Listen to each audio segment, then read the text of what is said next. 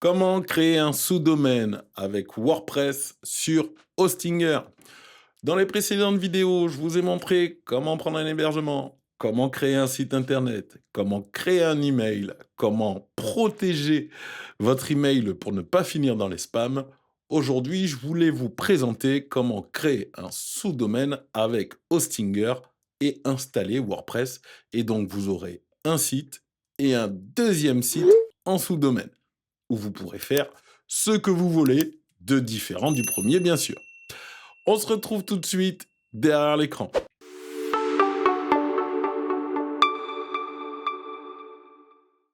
Et voilà, on se retrouve derrière l'écran sur notre interface, donc de l'hébergement de notre site que nous avions créé précédemment. Donc je vous rappelle et je vous remontre le site à quoi il ressemblait. Donc on était parti sur un modèle comme ça de création, de location de voiture. Bon, je vous ai montré. Après, je vous fais pas mal de vidéos sur la personnalisation des sites. Là, l'idée c'était de vous montrer un petit peu tout un ensemble. Donc vous voyez, hein, c'est bien un site avec plusieurs pages. Voilà, on avait fait quand même pas mal de choses, on avait quand même pas mal bossé ça. Je vous avais montré derrière comment créer votre email professionnel. Je vous ai montré par la suite comment vous assurer que votre email était protégé pour éviter de terminer dans les spams. Et pour finir un petit peu ces tutos de présentation d'Hostinger, je trouvais important de vous montrer comment créer un sous-domaine. Alors avant de vous montrer comment créer le sous-domaine, bien sûr, pourquoi le créer? Bah, parce que tout simplement, quand on a un domaine principal, c'est généralement le domaine le plus important et donc il faut quand même éviter que n'importe qui s'y connecte, que tout le monde ait accès à votre domaine principal. Par exemple, si je dois prendre un exemple, Hostinger, vous voyez que son site principal, c'est hostinger.com et que l'accès à son panel, son hpanel, est sur hpanel.hostinger.com et c'est le mot qu'il y a avant ce point qui est donc un sous-domaine. Alors sous-domaine, vous en avez un de base qu'on oublie mais qui est un sous-domaine, c'est le www. Qui est un sous-domaine, mais généralement on le rattache au domaine principal. Donc que les gens tapent votre nom de domaine ou www. Votre nom de domaine, généralement c'est réglé de manière à ce que ça aille sur le même site. Maintenant, l'idée de créer un sous-domaine, c'est surtout l'idée de créer, ben, je ne sais pas, un espace membre, une boutique, tout ce qui peut être nécessité que les gens aient un accès, pour avoir, ben, leur historique d'achat, pour avoir un accès privé à des informations, à des cours en ligne, par exemple. Alors, dans l'exemple de cette vidéo, parce que moi, en plus, je suis en pleine prépa de l'espace de formation vidéo de Com64, donc je vais vous montrer encore, comme d'habitude, par transparence, je vais vous montrer ben, quel outil j'utilise. Et là, ben, du coup, on va partir sur un outil de cours en ligne, par exemple, et je vais vous montrer comment créer ce sous-domaine. Alors, une fois que vous êtes sur cette interface, donc on démarre assez vite, vous êtes là sur l'interface de l'hébergement que vous aviez pris. Donc tout ça, je vous l'ai expliqué dans les premières vidéos. Je vous remets tous les liens dans la description pour que vous puissiez resuivre le fil. Mais je ne vais pas revenir sur tout ce que j'ai déjà présenté pour ceux qui veulent aller vite à l'essentiel. Mais vous avez toutes ces infos-là dans la description. D'accord? Alors, une fois que vous êtes sur cette interface, cette super interface d'Hostinger, le hpanel, ce qui va vous être intéressant, c'est d'aller dans nom de domaine juste ici. Vous allez voir, c'est relativement assez simple et on va cliquer sur sous-domaine. Et donc là, il m'invite à créer donc mon sous-domaine qui sera rattaché à lestutos de cédric.com. Et ici, par exemple, eh ben, je vais donner le nom qui sera dans l'URL. Là, par exemple, Hostinger a mis hpanel. Nous, par exemple, là, je vais créer un espace, avec, par exemple, de cours en ligne. Donc, je peux mettre cours en ligne ou formation. Allez, par exemple, je peux mettre formation, ça peut être boutique, ça peut être vraiment la fonction que va devoir faire ce sous-domaine, d'accord? Donc là, par exemple, je mets formation. Moi, ce que j'aime bien mettre, c'est que je clique sur répertoire personnalisé pour que dans la base de données d'Hostinger, il crée un dossier spécifique à ce site. Donc je lui demande un répertoire personnalisé et dans le nom du répertoire, beh, je mets formation. Alors ne mettez pas d'accent, ne mettez pas d'espace, vous mettez juste un mot et comme ça, il va créer mon site dans un sous-dossier du site principal et donc toutes les informations du site seront dans le dossier formation. D'accord? Et je crée. C'est relativement assez simple, relativement assez rapide et là, voilà, il vient de créer formation.lestutos-de-cédric.com. Donc vous voyez, c'est quand même assez simple. Maintenant, la deuxième phase, c'est maintenant que j'ai un nom de domaine, il faut que j'installe WordPress sur le nouveau nom de domaine pour pouvoir, bah, développer mon site. Et là, le principe n'est pas tout à fait le même comme quand on crée un site avec Hostinger de base. Là, on va descendre juste en dessous dans installateur automatique. Donc, je clique sur installateur automatique et là, il me demande qu'est-ce que je veux installer. Donc, parce que vous voyez qu'Hostinger, on parle beaucoup de WordPress, mais vous pouvez installer d'autres CMS, d'autres choses. Nous, on va partir sur WordPress, donc je sélectionne WordPress. Et là, attention, vous voyez que il dit qu'il va installer WordPress sur lestutos de Cédric.com. Donc ça, c'est un peu une petite erreur dans le process de Hostinger. Il faut très vite, moi je le pense, pour éviter de faire des bêtises, vous cliquez sur Avancer et vous changez le chemin d'installation en formation lestutos de Cédric.com. Mieux vaut le faire en premier, ça. C'est pour ça que je trouve que c'est un peu mal fait chez Hostinger, parce que là, si vous faites cette manip sans faire ce que je fais, mais vous allez réinstaller un nouveau WordPress sur votre site principal. Donc faites-le en premier. Donc je choisis bien les formations points lestutos de Cédric.com, ce qui fait que là, dans le titre, installer WordPress-formation.lestutos de Cédric.com. Et là, je mets mon titre, donc les formations de Cédric, par exemple. Je mets l'email de gestion. Alors, les formations de Cédric, vous voyez, là, il a bugué parce que j'ai mis un accent. Donc là, j'enlève l'accent. Dans l'email administrateur, je mets mon email qui va me permettre de gérer ça. Donc, vous pouvez très bien mettre votre email qu'on a créé dans les précédentes vidéos. Et ici, vous pouvez choisir votre nom d'administrateur. Donc, par exemple, je peux mettre Cédric sans accent. Même si, voilà, moi, je vous invite à mettre des trucs assez sérieux. Et je mets mon mot de passe qui me sera demandé pour me connecter à ce site. Donc, vous pouvez très bien mettre le même mot de passe. D'accord? Avant de cliquer suivant, revérifiez bien, installer WordPress, formation.lestutos-de-cédric.com. Pardon. Le titre, les formations de Cédric, l'email de l'administrateur, contact@com64.fr, j'ai le nom de l'administrateur, j'ai mon mot de passe et le chemin d'installation est bon. Et on ne touche à rien d'autre. Ne créez pas de nouvelles bases de données, tout ça, ça sert à rien.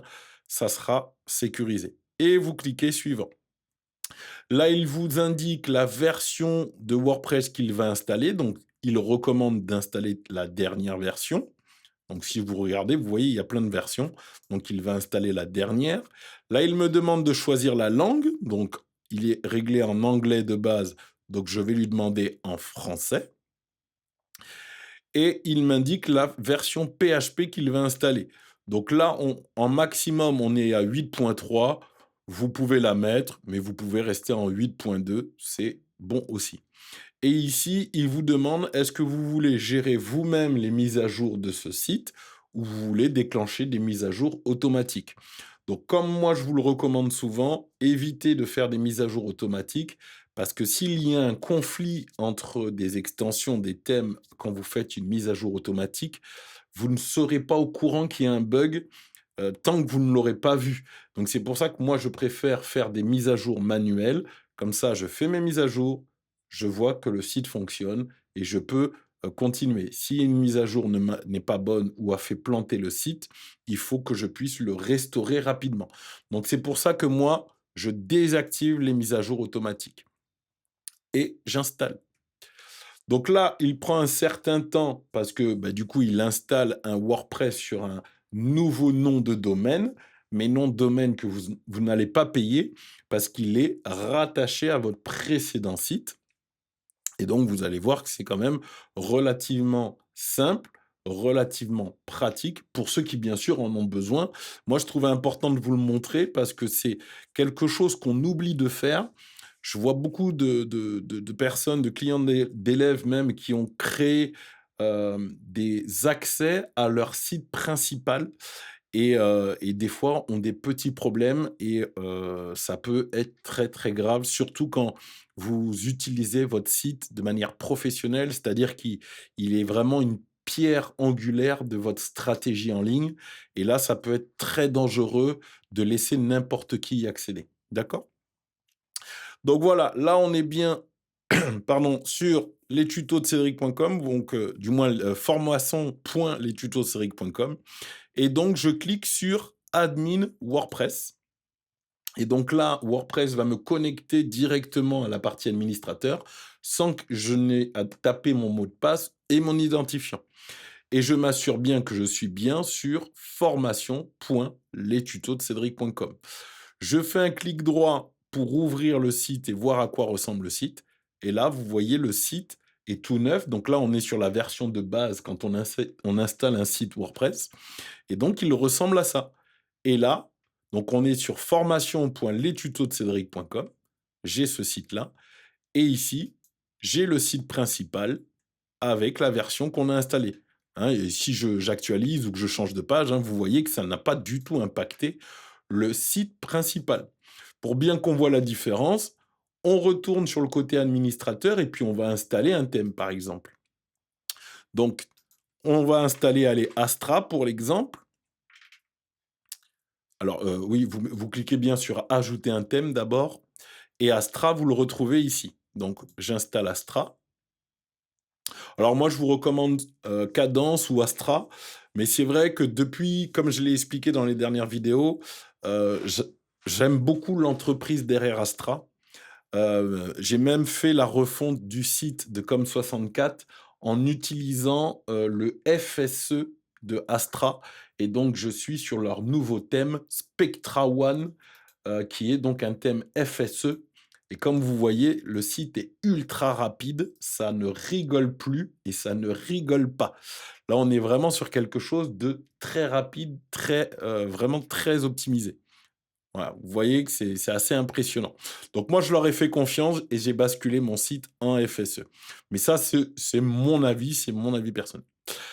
Donc je retourne sur les formations de Cédric, donc notre sous-domaine, sur lequel j'ai installé le thème Astra et je l'active. Et on va de suite cliquer sur Let's Get Started with Starter Temple, donc qui va nous permettre de profiter d'une bibliothèque de thèmes gratuits et certains sont payants. Là, je vais quand même essayer un thème gratuit hein, pour que vous puissiez resuivre, que vous puissiez vous-même suivre cette vidéo. Pour éviter d'avoir à créer un compte et utiliser l'IA de Astra, parce qu'ils ont eux aussi une IA pour vous permettre de créer des sites. De toute façon, on est dans l'ère des IA pour tout. Moi, je vous invite à cliquer sur «Construire avec des modèles». Comme ça, vous n'avez pas besoin de créer le compte et vous avez directement accès aux modèles. D'accord? Et là, on retrouve différents modèles que nous propose Astra pour démarrer la création de ce nouveau site. Et donc, comme vous voyez, ils ont une énorme richesse. On va pas tout regarder parce qu'ils eux-mêmes indiquent qu'ils en ont des centaines. Donc, vous voyez, il y en a quand même beaucoup, beaucoup, et beaucoup sont aussi en premium. Donc, pour éviter d'avoir à regarder un paquet de thèmes payants, vous pouvez régler. Ici, vous avez pas mal de filtres pour régler vos différents, avoir des modèles qui répondent un petit peu plus à ce que vous voulez mettre en place. Par exemple, moi, j'ai mis formation, donc on peut partir sur un thème online courses, donc un thème pour, montrer des formations en ligne et puis, je vais pas pinailler, je vais prendre le premier qui, montre pas mal de choses. Donc je clique dessus et là, il va vous montrer, à quoi ressemble le site. Voilà, vous avez les différents cours avec, voilà, pas mal d'infos, une architecture qui est, voilà, assez basique, que je pourrais personnaliser par la suite. Sur le côté gauche, vous avez des propositions de police. que vous pouvez cocher et vous voyez sur le site, ça modifie en direct. Donc tout ça, c'est à vous de mettre en fonction de votre charte graphique ou de vous laisser inspirer. Je vous mets le lien d'une vidéo où je vous ai parlé des 10 étapes pour créer un site, donc une bonne vidéo de 3 heures où on rentre dans le détail de toutes les étapes pour avoir un site ultra personnalisé, où vous pouvez mettre votre touche à chaque détail. Donc ça, c'est exactement ça, c'est-à-dire le choix des polices, le choix des couleurs. Je vous ai présenté tout ça dans cette vidéo en vous montrant des sites et des endroits où vous pouvez tout créer gratuitement. Voilà, je fais un peu de pub pour cette vidéo. Donc on va dire que je pars sur cette, combinaison de police avec ce choix de couleurs. Donc vous voyez, ça m'a changé la combinaison du site et je clique sur continuer. Là, il me demande si je veux installer des extensions, supplémentaires, donc une extension pour des dons. Bon, je ne vais pas rentrer dans le détail de tout, je le ferai dans une prochaine vidéo, mais on va dire que, extension de donation, on va installer GiveWP, automation, je crois qu'on est sur SureTrigger, Self-Funnel, on est sur Cardflow.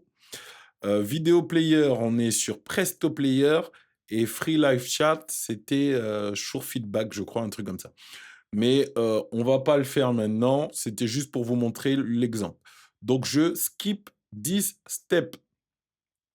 Là, il m'indique que l'exemple du thème que j'ai choisi nécessite, des extensions LearnDash-LMS et LearnDash-Course Grid, qui sont des extensions qui ont été utilisées pour créer le site.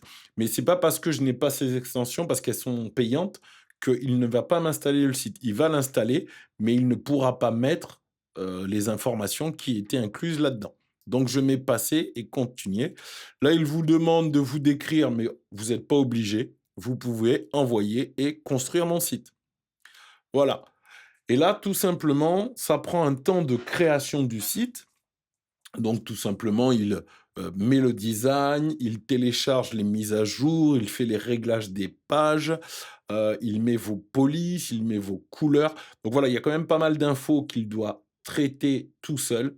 Mais comme vous allez voir, c'est quand même relativement assez rapide. Là, on est déjà à 90 et ça y est, j'ai à peine eu le temps de finir ma phrase que vous voyez les confitis, le site est terminé. Alors moi, ce que je vous invite à faire, c'est de cliquer sur Visite Dashboard pour revenir sur la partie administrateur de WordPress. Et pour voir le site, donc je vous l'ai montré tout à l'heure, vous pouvez cliquer sur le nom, mais moi je vous recommande de faire un clic droit et de l'ouvrir dans un nouvel onglet. Comme ça, vous avez un onglet où vous travaillez le site, un onglet administrateur et un onglet où vous regardez le site comme un visiteur. Et donc je l'ouvre avec un nouvel onglet, je ferme celui-là. Et voilà, j'ai un site comme ça, qui ressemble à ça. Donc, on est bien sur formation.lestutosdecédric.com. C'est un site de cours en ligne, comme vous pouvez voir. Il manque juste de le personnaliser et d'y mettre les différents cours. Et sur le thème principal, lestutosdecédric.com, je peux naviguer, regardez, hein, je navigue, il recherche la page. Voilà, il prend son petit temps, boum, ça n'a pas impacté le nom de domaine principal. Et j'ai donc 2 sites avec le même domaine. J'ai 2 sites, un en domaine principal et un avec un sous-domaine. Formation.lestutosdecédric.com. Vous avez vu, ça a été relativement simple. Et voilà, on arrive à la fin de la création d'un sous-domaine avec WordPress sur Hostinger. J'espère que la vidéo vous a aidé. Mettez-moi un gros pouce si vous avez aimé cette vidéo. N'hésitez pas à vous abonner pour retrouver les prochaines vidéos. Pensez bien aussi à vous abonner à la newsletter de Com64 pour profiter des guides et des informations que je trouve sur Internet pour vous aider à développer votre communication et vos stratégies marketing digitales, je sais pas, bon. Voilà, n'oubliez pas, tout ça, vous l'avez, c'est gratuit, directement dans les liens dans la description. Je vous dis à la prochaine. dans une prochaine vidéo. Bye bye.